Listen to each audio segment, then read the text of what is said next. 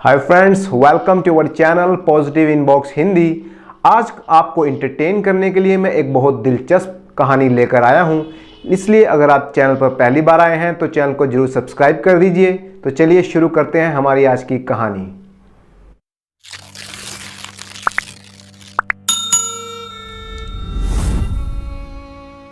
राजवल नगर में जयंती नाम की एक औरत रहती थी। जयंती की एक बेटी थी सुलोचना। सुलोचना बड़ी ही सुंदर थी।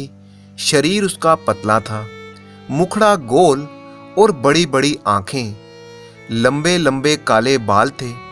बड़ा ही मीठा बोलती थी सुलोचना। सुलोचना के पिता नहीं थे। उनकी मृत्यु सुलोचना के बचपन में ही हो गई थी। उसकी माँ जयंती ने बड़ी ही मुश्किलों से उसे पाला था।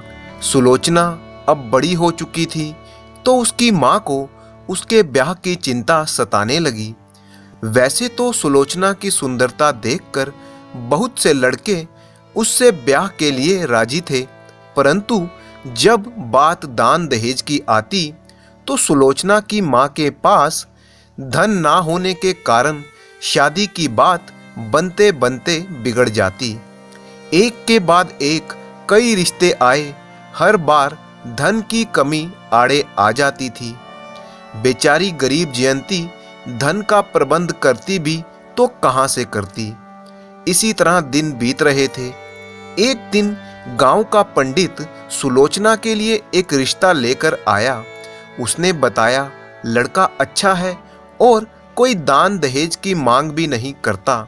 ये सुनकर सुलोचना की मानो मन की मुराद पूरी हो गई हो। उसने तुरंत शादी करवाने के लिए पंडित से कहा। ना लड़की ने होने वाले दूल्हे को देखा और ना ही दूल्हे ने होने वाली दुल्हन को। बड़ी ही धूमधाम से उनका विवाह हो गया। विवाह के बाद सुलोचना अपने घर आई तो जब पहली बार उसने अपने पति को देखा तो वो बहुत ही दुखी हुई, क्योंकि उसका पति बिल्कुल भी सुंदर नहीं था।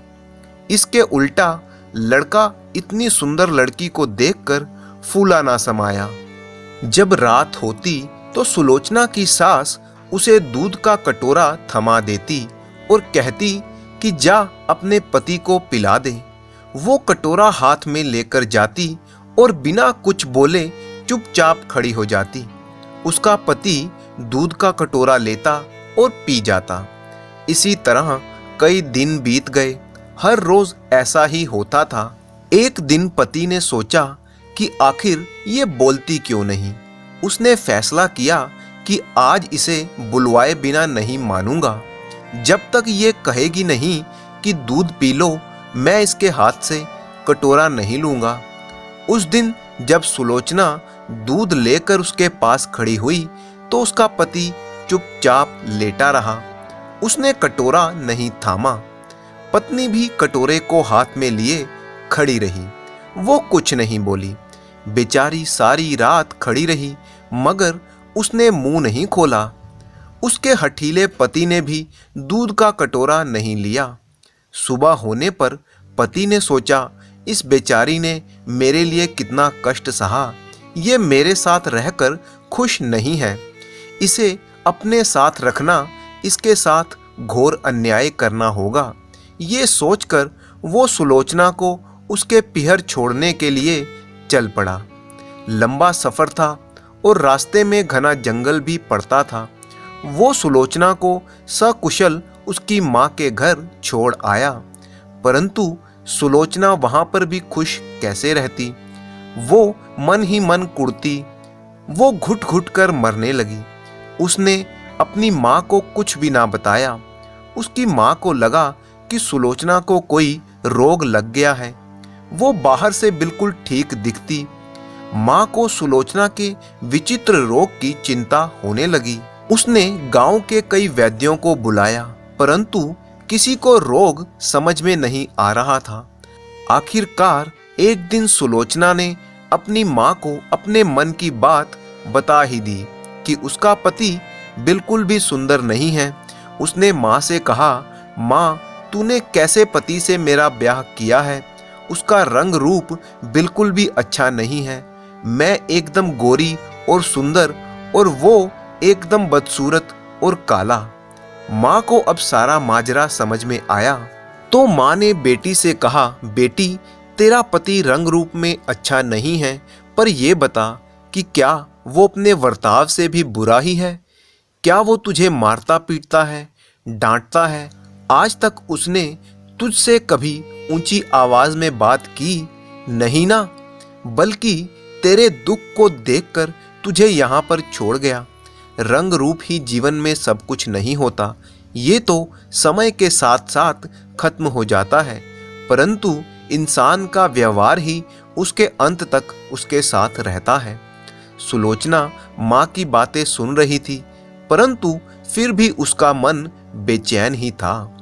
कुछ दिन बाद माँ ने समझा बुझाकर सुलोचना को वापस अपने पति के घर भेज दिया। माँ के समझाने पर सुलोचना पति के घर आ तो गई, लेकिन फिर भी वो पहले जैसी गुमसुम और दुखी ही रहती थी। इसी तरह दिन बीत रहे थे। एक दिन सुलोचना के पति ने सुलोचना से कहा कि अगर तुम्हें मेरे साथ रहना अच्छा नहीं लगता तो तुम दुखी मत हो, मैं हमेशा के लिए तुम्हें इस विवाह के बंधन से मुक्त कर दूंगा और तुम्हें तुम्हारी माँ के घर छोड़ आऊंगा। तुम सुंदर हो, इसलिए जरूर ही तुम्हारी दूसरी शादी भी बिना किसी दिक्कत के हो जाएगी। सुलोचना ने कोई उत्तर नहीं दिया, परंतु इस विवाह बंधन से मुक्ति की बात सुनकर वो संतुष्ट थी। अगली सुबह फिर सुलोचना का पति उसे लेकर पिहर के लिए रवाना हो गया। रास्ता लंबा था और रास्ते में घने जंगल से होकर उन्हें गुजरना था। जब वो दोनों जंगल से गुजर रहे थे तो अचानक कुछ लुटेरों ने उन पर हमला कर दिया। वो सुलोचना को अपने साथ ले जाने की बात करने लगे, परंतु सुलोचना के पति ने जैसे तैसे उन लुटेरों को चकमा दिया और सुलोचना को साथ लेकर वहां से भाग निकला। जंगल में भागते भागते वो दोनों लुटेरों से तो बच गए, परंतु शाम होने के कारण वो रास्ता भटक गए। रात का समय हो गया था और थके होने के कारण सुलोचना एक पेड़ के नीचे सो गई, परंतु उसके पति ने आग जलाकर पूरी रात पहरा दिया और सुलोचना की रक्षा की। अगली सुबह दोनों आगे के सफर के लिए चल पड़े, परंतु सुलोचना का भूख के मारे बुरा हाल था। इतने घने जंगल में पानी का तो इंतजाम हो गया, परंतु खाने के नाम पर वहां पर सिर्फ जंगली फल ही थे। उसका पति जानता था कि इन जंगली फलों का कोई भरोसा नहीं है, ये जहरीले भी हो सकते हैं, परंतु वो सुलोचना को भूखा भी रहने नहीं दे सकता था। उसने फैसला किया कि उन जंगली फलों को पेड़ से तोड़कर पहले वो खुद खाकर देखेगा और अगर सब कुछ ठीक रहा तो ही वो फल सुलोचना को खिलाएगा। हालांकि इसमें उसकी खुद की जान का जोखिम भी था, परंतु फिर भी वो ऐसा करने के लिए तैयार था। उसने पेड़ से जंगली फल तोड़े और पहले खुद खाए। भाग्य ने उसका साथ दिया और वो फल जहरीले नहीं थे। फिर वो फल उसने सुलोचना को खिलाए। इसके बाद दोनों अपना सफर पूरा करके सुलोचना की माँ के घर पहुंच गए। माँ ने जब एक बार फिर से अपनी बेटी को देखा तो वो समझ गई कि सुलोचना क्यों आई है। जब माँ को पता लगा कि उसका पति उसे विवाह बंधन से मुक्त कर देगा तो माँ को बहुत दुख लगा, परंतु वो कुछ ना बोली। सुलोचना का पति जब उसे छोड़कर वापस जाने लगा तो सुलोचना ने उसे रोक लिया और कहा कि आप बहुत थक गए होंगे, आज रात आप यहीं पर आराम कर लीजिए और कल सुबह लौट जाइएगा। सुलोचना का पति उस रात अपने ससुराल में ही रुक गया।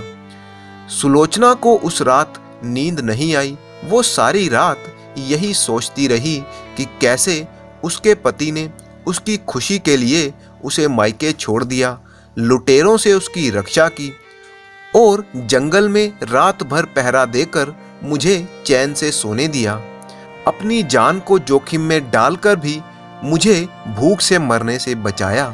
साथ ही साथ माँ की कही हुई बातें भी उसके कानों में गूंज रही थी कि रंग रूप तो उम्र के साथ ढल जाता है, परंतु सच्चा प्रेम ही जीवन में अंत तक साथ रहता है।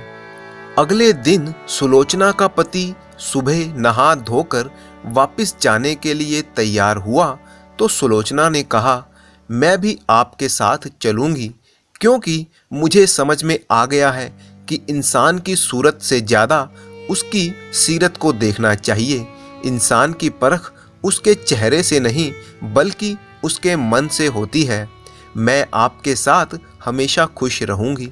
सुलोचना की ये बात सुनकर उसकी माँ को बहुत खुशी हुई और सुलोचना वापिस अपने पति के साथ लौट गई।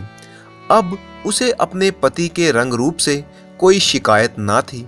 वो दोनों एक सुखी जीवन की तरफ आगे बढ़ने लगे।